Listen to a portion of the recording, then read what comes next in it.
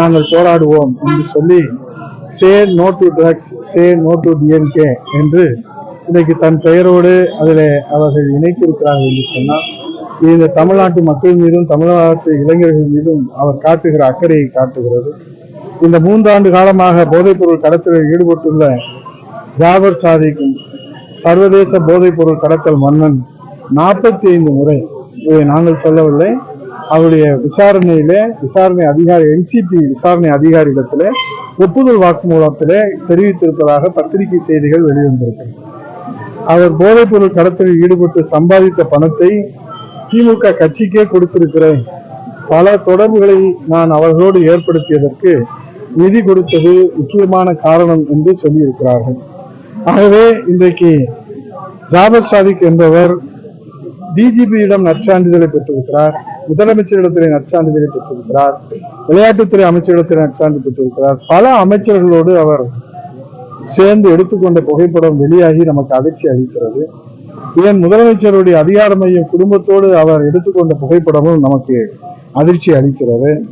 ஆகவே முதலமைச்சர் குடும்பத்திலே எடுத்த அந்த திரைப்படத்திற்கு இந்த போதைப்பொருள் கடத்தலிலிருந்து கிடைத்த பணத்தை தான் மங்கை என்ற படத்திற்கு முழுமையாக கொடுத்தேன் என்று ஒப்புதல் வாக்குமூலம் கொடுத்திருப்பதாக செய்திகள் வெளியாகிறது.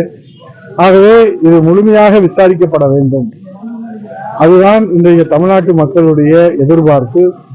இதற்கு தார்மீக பொறுப்பேற்று முத்துவேல் கருணாநிதி ஸ்டாலின் முதலமைச்சர் பதவியை ராஜினாமா செய்ய வேண்டும், அதே போல உதயநிதி ஸ்டாலினும் ராஜினாமா செய்ய வேண்டும் என்பதுதான் இந்த மாபெரும் மனித சங்கிலி போராட்டத்தை நாங்கள் வலியுறுத்தி இருக்கிறோம்.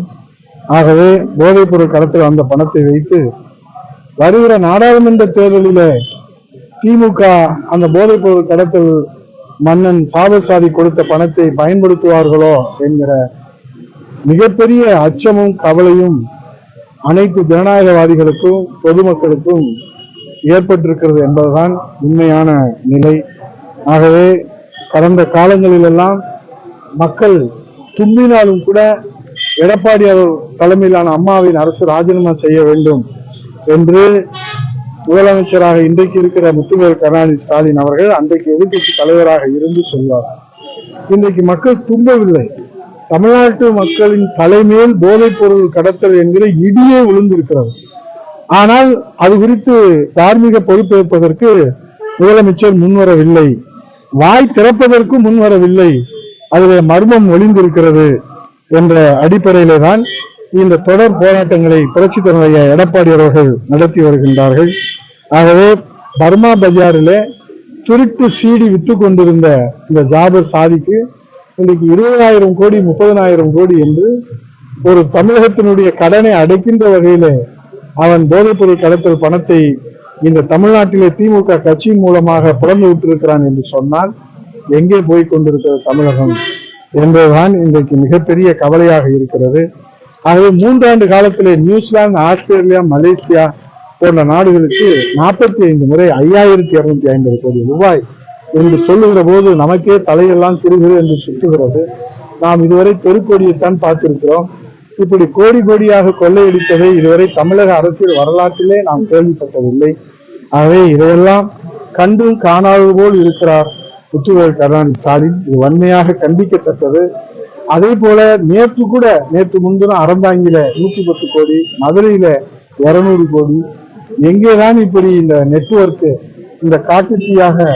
அப்படியானால் காவல்துறை கோமா நிலையில சென்று விட்டதா, தமிழகத்தினுடைய காவல்துறை கோமா நிலைக்கு சென்று விட்டதா என்கிற அச்சமும் தமிழ்நாட்டு மக்களுக்கு ஏற்பட்டிருக்கிறது. ஆகவே இதுல பெரிய கொடுமை என்னன்னா, இந்த சர்வதேச போதைப்பொருள் கடத்தல் மன்னன் ஜாபர் சாதிக்கு பதவிக்காக 1 கோடி கொடுத்தேன், என்னை ஏமாத்திட்டாங்கன்னு சொல்றேன். அப்ப சர்வதேச அளவில் அல்வா கொடுத்த சர்வதேச போதைப்பொருள் கடத்தல் மன்னன் ஜாபர் சாதிக்கே ஒருத்தர் திருநெல்வேலி அல்வா கொடுக்கிறவன் திமுக இருக்கிறான்னு சொன்னா, அப்ப அந்த திமுக கட்சியை இன்றைக்கு இந்த தமிழக மக்களை எப்படி காப்பாற்றும், திமுக ஆட்சி எப்படி தமிழக மக்களை காப்பாற்றும், தன் குடும்பத்தையும் தன் வாரிசையும் அரசியல் அதிகாரத்திலே உட்கார வைப்பதற்காக தமிழகத்தை காவு கொடுப்பதற்கு தயாராகிவிட்டது திமுக.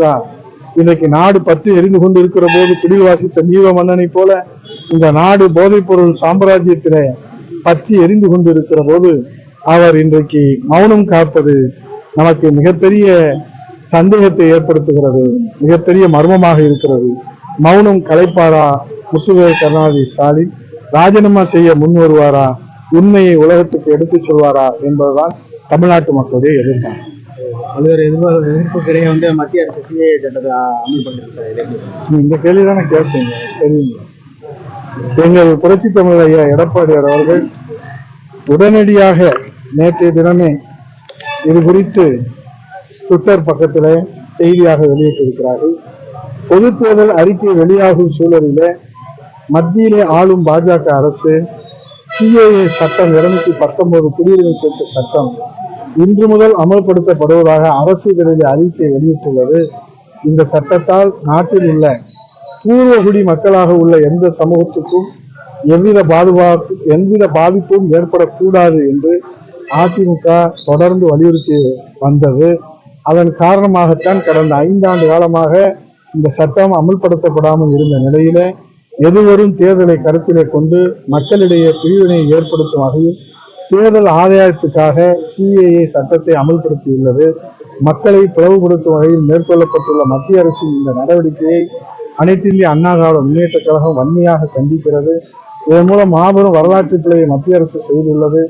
அகதிகளுக்கு குடியுரிமை அளிக்கும் சட்டம் என்கிற பெயரிலே கொண்டு வரப்பட்ட இந்த சிஏஏ திருத்த சட்டத்தை பூர்வ குடி மக்களான இஸ்லாமியர்களுக்கு, ஈழத்தமிழர்களுக்கு எதிராக அமல்படுத்த நினைத்தால் அனைத்து இந்திய அண்ணா திராவிட முன்னேற்ற கழகம் அதனை ஒருபொழுதும் அனுமதிக்காது. இதற்கு எதிராக நாட்டு மக்களுடன் இணைந்து அனைத்து இந்திய அண்ணா திராவிட முன்னேற்ற கழகம் ஜனநாயக ரீதியாக போராடும் என்பதை தெரிவித்துக் கொள்கிறேன் என்று அவர் கொடுத்திருக்கிறார். அதுதான் ஒட்டுமொத்த அண்ணா திராவிட முன்னேற்ற கழகத்துடைய தொண்டர்களுடைய கருத்து. அதிமுக தொகுதி பங்கீடு என்னைக்கு சார்? ஆற பொறுத்தவங்க ஆற போறீங்க. சீக்கிரம் நல்ல மகிழ்ச்சியான அறிவிப்பெல்லாம் எங்க பொதுச் செயலாளர் அறிவிப்பாரு. இன்னைக்கு தமிழ்நாட்டினுடைய உரிமையெல்லாம் இப்ப அங்க இருக்கிற துணை முதல்வர் அங்க நாங்க அணை கட்டுவோம், தண்ணி கொடுக்க மாட்டோம், தண்ணி கொடுக்க நாங்க முட்டாளான்னு ஒரு ஒரு மிகப்பெரிய பதவியில் இருக்கிறவங்க இது மாதிரி பேசுறதெல்லாம் முதலமைச்சர், பொறுப்புல இருக்கிற முதலமைச்சர் கண்டிக்கணும். அப்பதான் அது அவங்களுக்கு தெரியும். அதெல்லாம் அவங்க கண்டிக்க தவறுறாங்க. ஆகவே இந்த தமிழகத்துடைய ஜீவாதார உரிமை என்பது அது குறித்து எங்கள் பொதுச் செயலாளர் புரட்சி தமிழர் ஐயா எடப்பாடியார் அவர்கள் ட்விட்டர் பக்கத்திலே பதிவிட்டு செய்திருக்கின்றார்கள்.